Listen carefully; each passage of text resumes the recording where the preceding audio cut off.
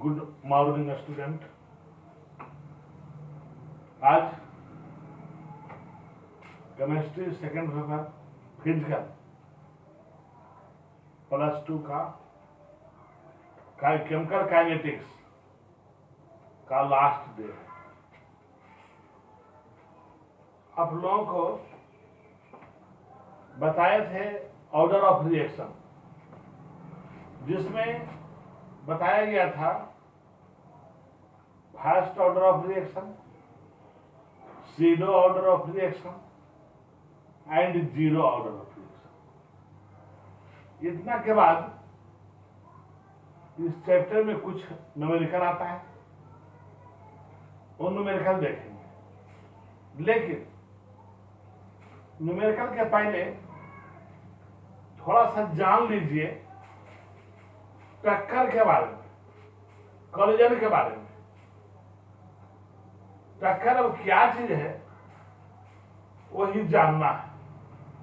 इसके लिए पढ़ने का आपको है कॉन्सेप्ट ऑफ कोलिजन थ्योरी, अर्थात टक्कर सिद्धांत की अवधारणा। टक्कर के सिद्धांत की अवधारणा, तो टक्कर के मतलब क्या है? तो आप जानते हैं कि कोई प्रतिकारक जब आपस में क्रिया करता है तब उन प्रतिकारक के अणुओं के बीच टक्कर होती है। उसी टक्कर के बारे में हम लोगों को जानना है। तो मैक्स स्टॉल्स तथा विलियम लुइस दो वैज्ञानिक हैं। यही दोनों वैज्ञानिक काइनेटिक थ्योरी ऑफ गैसेस के अध्ययन करने के बाद यह सिद्धांत को दिया था। काइनेटिक थ्योरी ऑफ गैसेस के बारे में अध्ययन किए, उसके बाद ये सिद्धांत दिए हैं, टक्कर का सिद्धांत। तो इसमें देखना पड़ेगा कि मैक्स स्टॉल्स और विलियम लुइस नामक वैज्ञानिक ने गैसों के गतिक सिद्धांत के बारे में जानकारी हासिल किया। फिर उसी के संबंध में इन्होंने सिद्धांत दिया, जिस सिद्धांत को कॉन्सेप्ट ऑफ कोलिजन थ्योरी कहते हैं। अब देखा जाता है इसको concept of collision theory with एक मैक्स स्टॉल्स एंड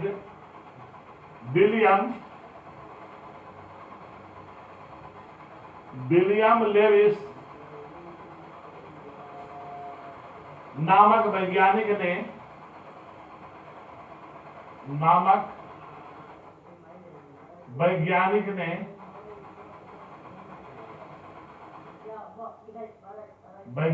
ने काइनेटिक थ्योरी ऑफ गैसेज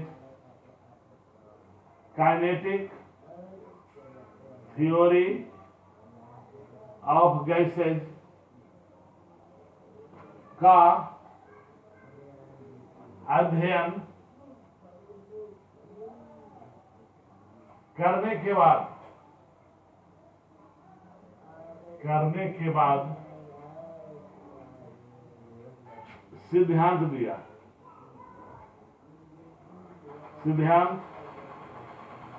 दिया जिसे कॉन्सेप्ट ऑफ कोलिजन थ्योरी कहते हैं। कॉन्सेप्ट ऑफ कोलिजन थ्योरी कहते हैं। कोलिजन थ्योरी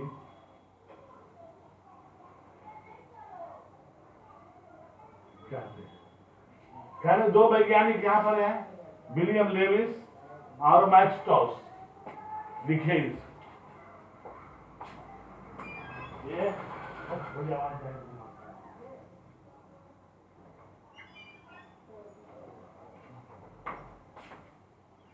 देखिए, तो मैक्स स्टॉल्स और विलियम लेविस नामक दो वैज्ञानिक ये दोनों गैसों के गतिक सिद्धांत को अध्ययन किया। अब अध्ययन करने के बाद एक नियम दिया, यानी उसी को हम लोग कहते हैं टक्कर का सिद्धांत कहते हैं। तो इसमें क्या बातें बोला, तो कुछ जो इसके प्रमुख बात है वो निम्नलिखित है। इस थ्योरी की मुख्य बातें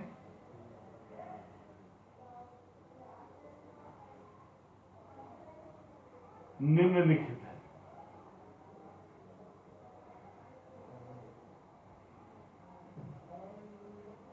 पहला, प्रतिकारक जो है अत्यंत छोटे छोटे कणों के मिलने से बना होता है, जो अपेक्षाकृत गोलाकार होता है।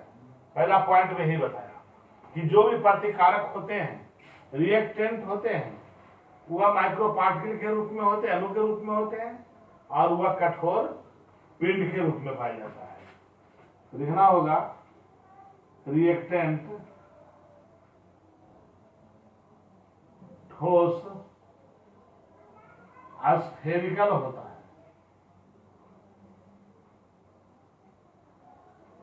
स्फेरिकल होता है। दूसरा, यह मॉलिक्यूल के रूप में पाया जाता है, मॉलिक्यूल के रूप में पाया जाता है। अब ये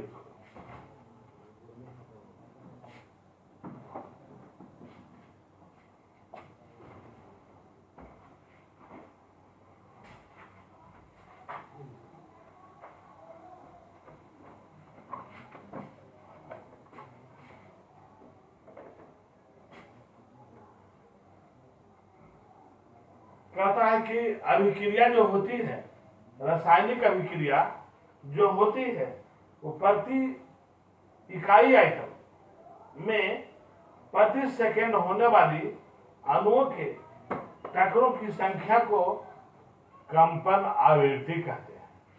देखिए तीसरा पॉइंट,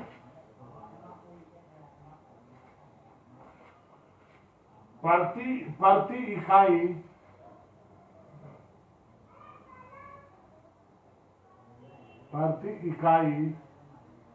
आयतन में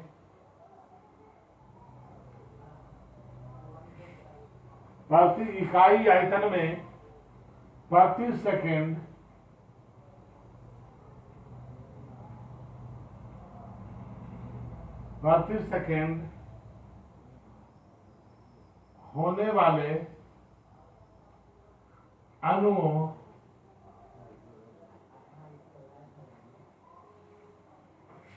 के टक्करों की संख्या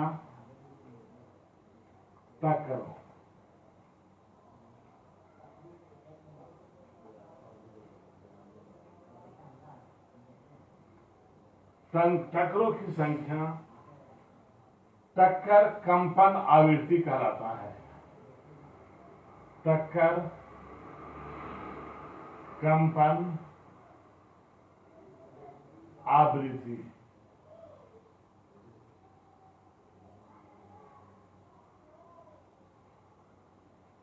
कहलाता है। ये हो गया तीसरा पॉइंट। अब चौथा पॉइंट करना है। कहता है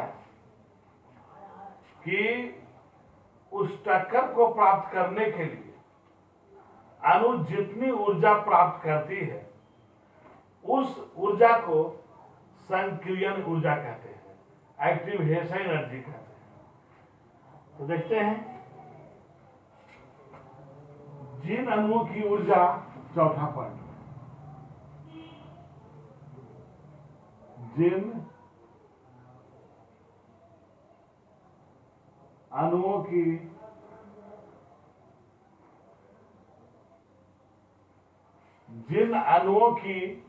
जो एनर्जी होता है, वह एनर्जी अभिक्रिया के जो संक्रियन ऊर्जा होती है, अभिक्रिया, तो देखिए यहां बता दिए थे कि अभिक्रिया के जो संक्रमण जो एनर्जी होती है, ऊर्जा होती है, उससे अधिक होती है।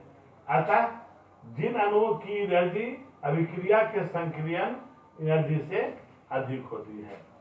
अब इस पर हम देखते हैं संक्रियन एनर्जी वजह है क्या।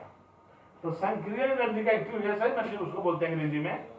तो इसको बोला गया है कि कोई भी रासायनिक प्रतिकारक जो होते हैं, रासायनिक अभिक्रिया में प्रतिकारक होते हैं, तो उसको एक्टिव होने के लिए जो ऊर्जा लगता है, उसी न्यूनतम ऊर्जा को हम लोग एक्टिवेशन एनर्जी कहते हैं। इस पर विचार करते हैं कि मान लेते हैं कि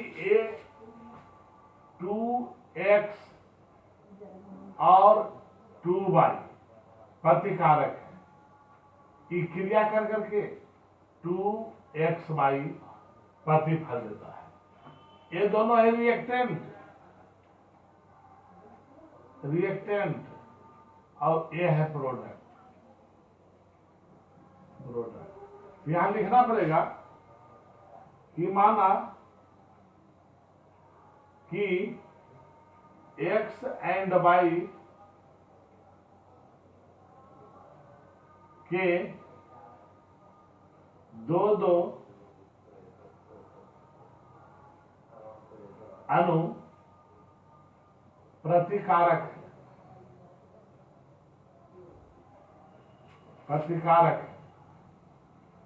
जो क्रिया कर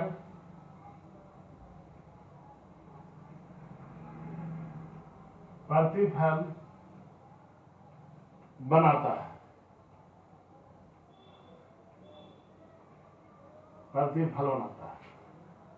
और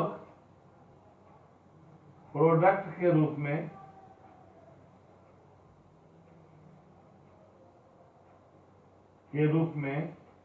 XY के दो अणु बनता है, दो मोल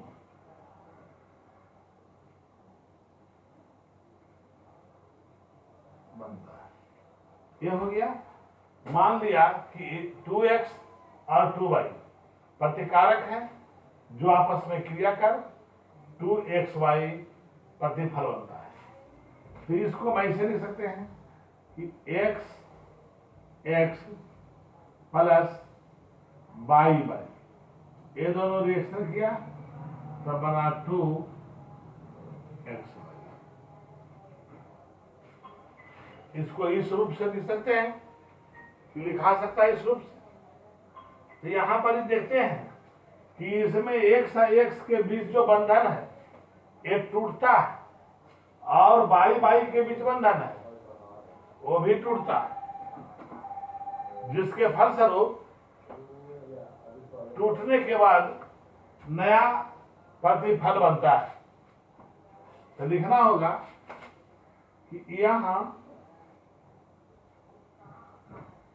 XX एंड Y के बीच बंधन टूटता है, और XY में नया बंधन बनता है। इस कार्य में ऊर्जा भी मुक्त होती है।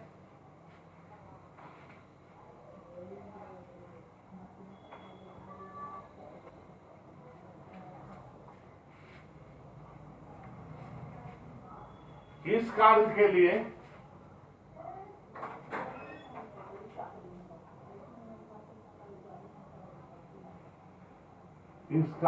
लिए एनर्जी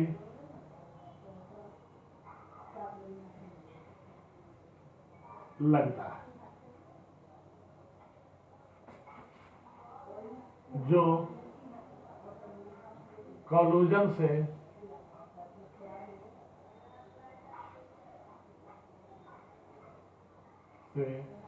प्राप्त होता है।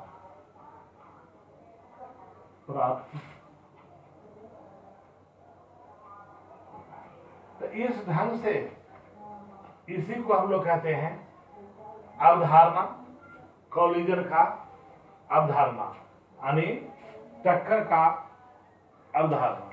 तो इसमें देखें लुईस का सिद्धांत जो किस ढंग से किया था जो, तो अब देखना है थोड़ा सा इसमें कि वेग स्थिरांक यानी द्विआण्विक टक्कर और उसका वेग स्थिरांक। द्विआण्विक टक्कर बाइमोलिकुलर कोलिजन और रेट कांस्टेंट। अब देखिए आगे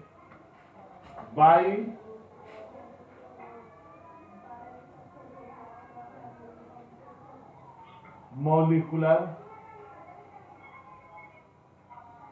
कोलिजन एंड रेट कांस्टेंट, जिसका हुआ द्विआण्विक टक्कर, द्विआण्विक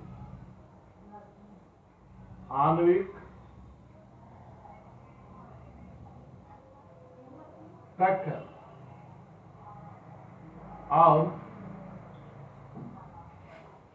वेग स्थिरांक।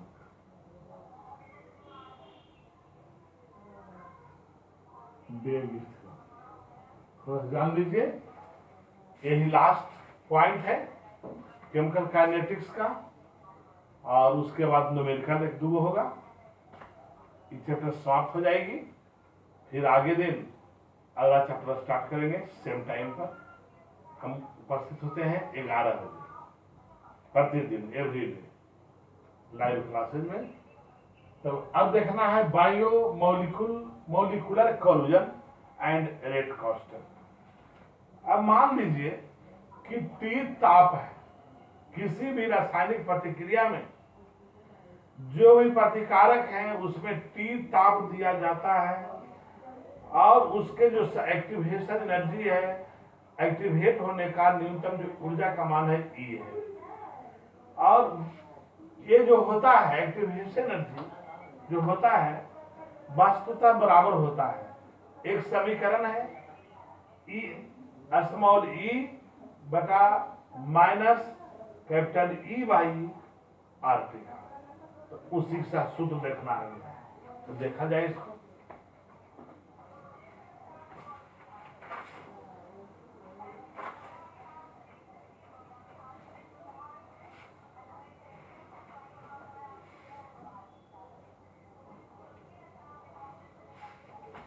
माना कि T ताप पर एक्टिवेशन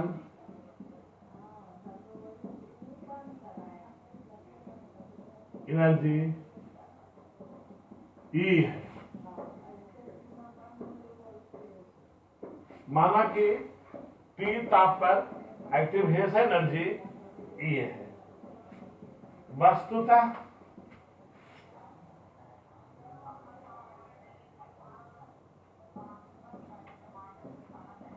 E बटा RT के बराबर होता है।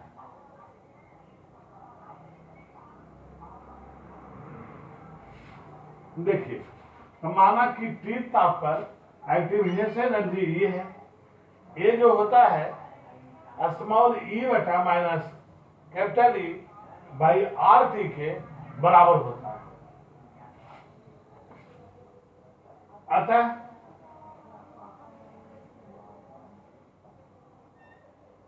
अतः प्रोबेबिलिटी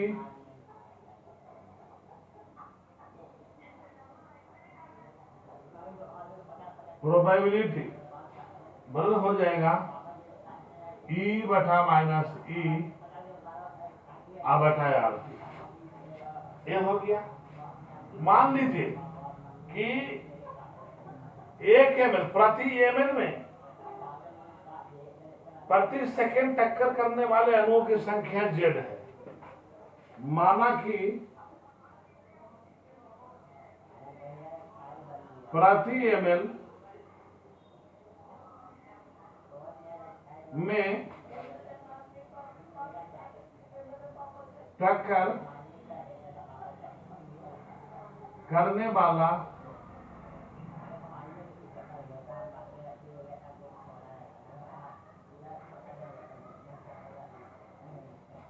अणुओं की संख्या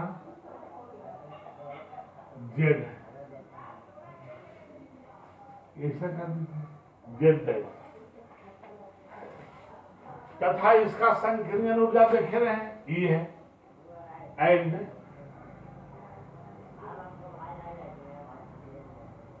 एक्टिवेशन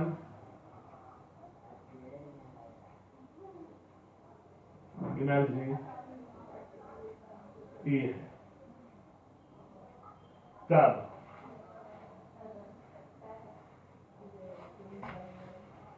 रेट ऑफ रिएक्शन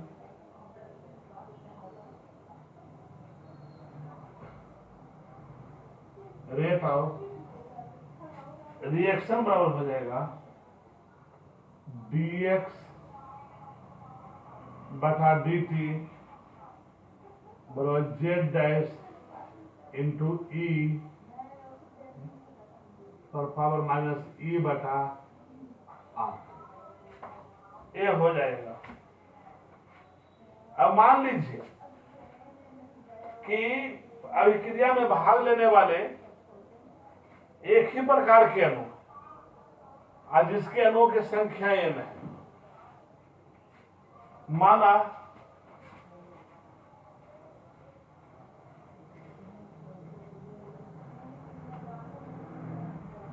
कि अभिक्रिया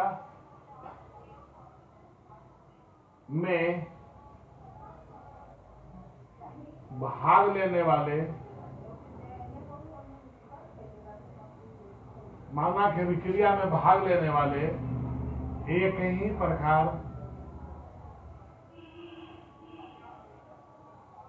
ही प्रकार के अणु है। लेट नंबर ऑफ मॉलिक्यूल बराबर n। ये मान लीजिए कि अभिक्रिया में जो भाग लिया वो एक ही प्रकार के अणु है और इसकी संख्या है जो n है। तब देखिए क्या होगा।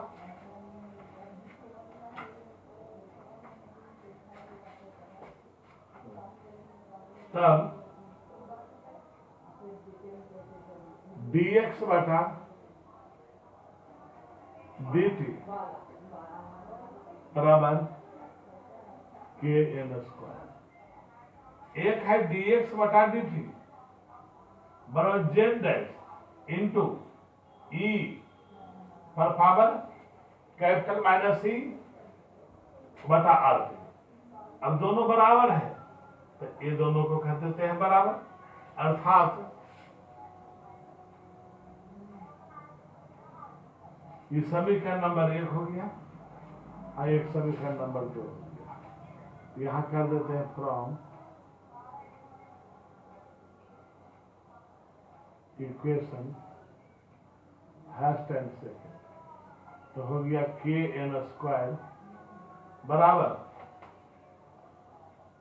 z डैश इंटू ई पर पावर ई बटा आर टी। या z डैश बराबर हो जाएगा k इंटू n स्क्वायर आ बटा ई पर पावर आई इंटू आर। यही हो जाएगा। या केवल क्या हो जाएगा, देखिए केवल हो गया z डैश बटा n स्क्वायर इंटू ई पर पावर आर। यही हो गया दर, रेट ऑफ रिएक्शन के लिए दर हो गई। अब देखते हैं इस ढंग से हुआ कोलिजन के बारे में, और इसका हो गया वेग के बारे में। अब देखते हैं इसमें कुछ न्यूमेरिकल के बारे में।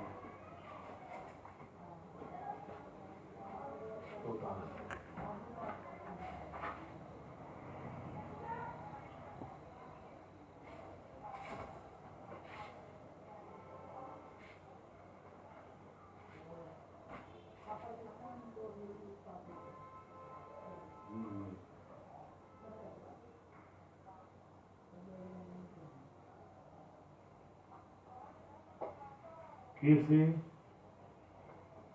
बड़ा लिखेगा,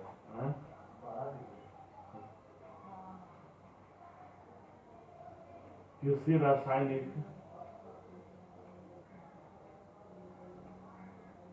प्रतिक्रिया का वेग, किसी रासायनिक प्रतिक्रिया का ऐसा सांद्रण, किसी रासायनिक प्रतिक्रिया का सांद्रण 20 मिनट में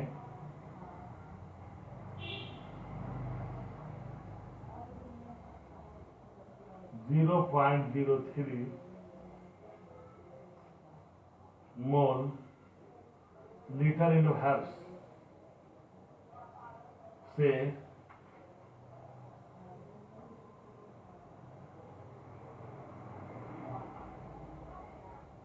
बदलकर 0.02 मोल लीटर इन हर्स हो जाता है। तब औसत वेग की गणना करें, तब एवरेज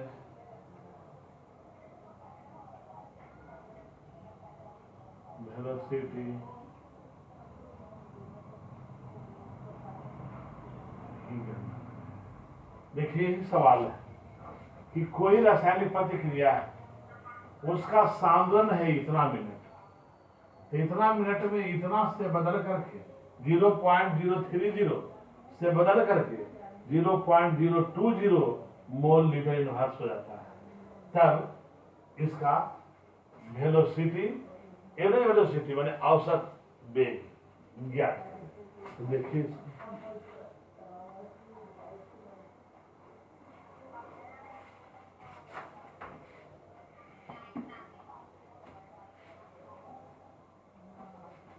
देखिए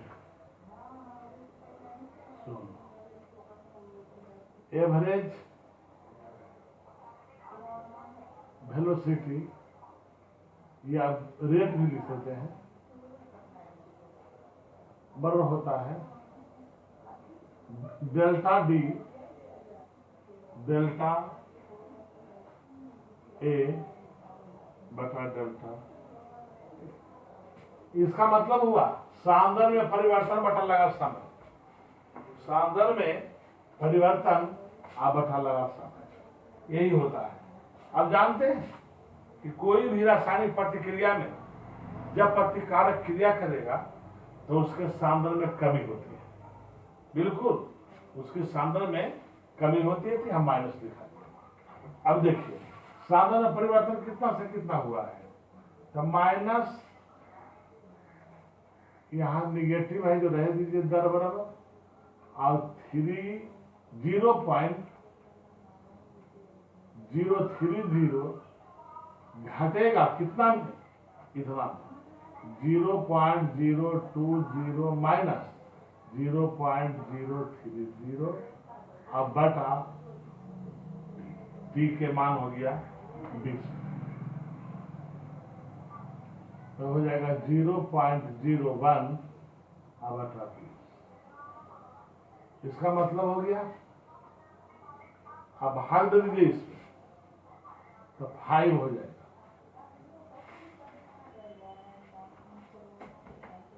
इतना के कितना हो गया क्या, ml लीटर इन हर्स प्रति मिनट। ये हो गया भी ml लीटर इन हर्स प्रति इतना और हो गया 5 गुना 10⁴ मोल मोल मोल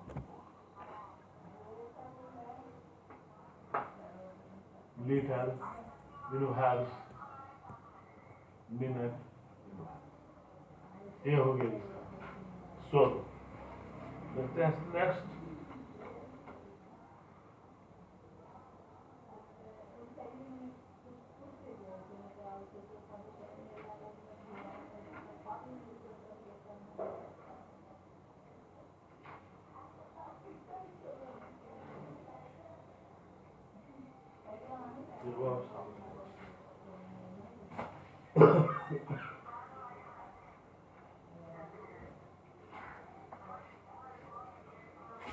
दूसरा फर्स्ट ऑर्डर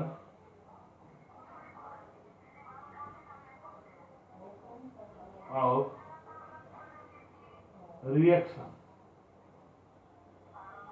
का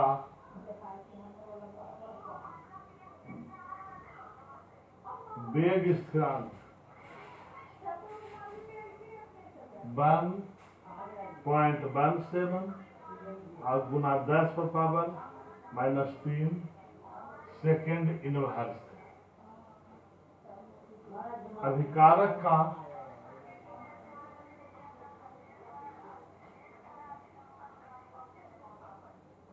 अभिकारक का 10 ग्राम मात्रा घटकर 4 ग्राम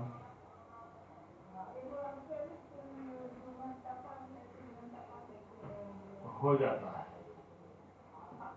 तब टाइम की गणना करें। टाइम की गणना देखिए इसमें हो गया प्रथम क्रम की प्रतिक्रिया। एकदम क्लियर दिए हुए है प्रथम क्रम की प्रतिक्रिया होनी चाहिए। तो प्रथम क्रम की प्रतिक्रिया के लिए फॉर्मूला बताया गया है कि T बराबर 2.303 बाई के लॉग A/x यही बताया गया है। तो इसी के अनुसार लेके हम लोग चलते हैं कि क्या होगा क्या नहीं होगा। तो देखिए आरंभिक मात्रा है इसका 10 और घट करके हो जाता है 4। तो लिखना यहां होगा प्रश्नानुसार 16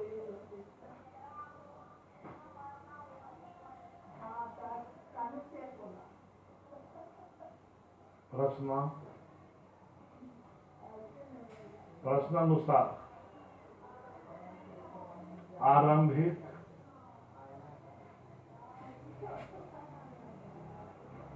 मात्रा 10 ग्राम अंतिम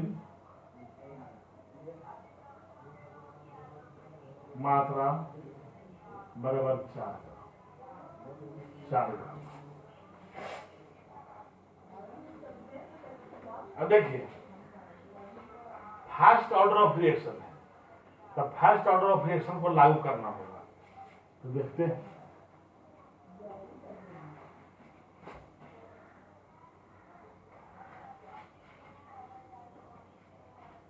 चूंकि फर्स्ट ऑर्डर ऑफ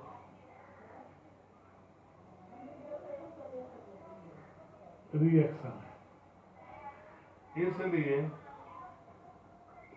T बराबर 2.303 बटा के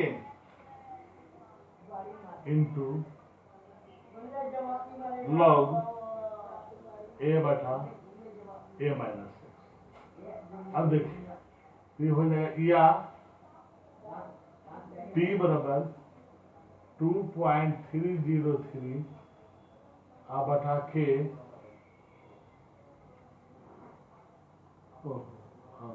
के का मान दिया हुआ है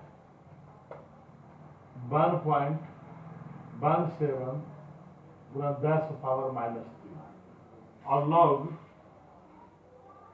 10 बटा 10⁻6 बराबर हो गया P 2.303 बटा 1.17 और गुना 10⁻³ और log 10/4 ये हो गया। अब देखिए इसको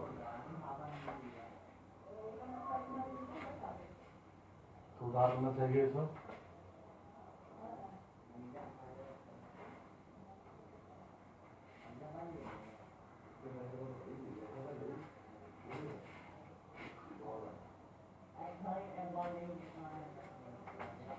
बराबर P बराबर 2.303 बटा 1.17 गुना 10⁻³ और log 10 माइनस log 4 log 10 और log 4।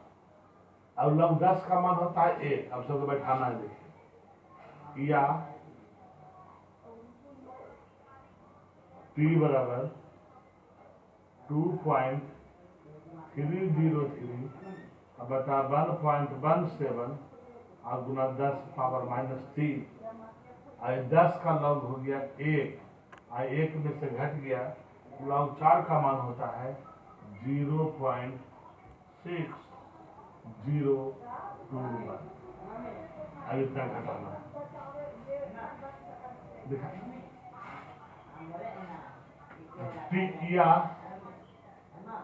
P बराबर 2.303 बटा 1.17 गुना 10⁻³ और 1 में से इतना घटा दीजिए तो 0.3979। यदि इतना को हल किया जाए तो ये आ जाएगा 783.2s इतना सेकेंड, क्योंकि टाइम खोज रहा है। अब मिनट में बदलना है तो इसको आप मिनट में भी बदल सकते हैं। तो ये हो गया, ये न्यूमेरिकल हो गया। और इस ढंग से ये चैप्टर समाप्त हो गई केमिस्ट्री का। अगले दिन इसी टाइम यानी 11 बजे पुनः हम दूसरे चैप्टर के साथ शुरू करेंगे। और घर में सुरक्षित रहिए, लॉकडाउन का मतलब बढ़िया ढंग से पालन कीजिए, तभी आप कोरोना से बच सकते हैं। That's all, thank you.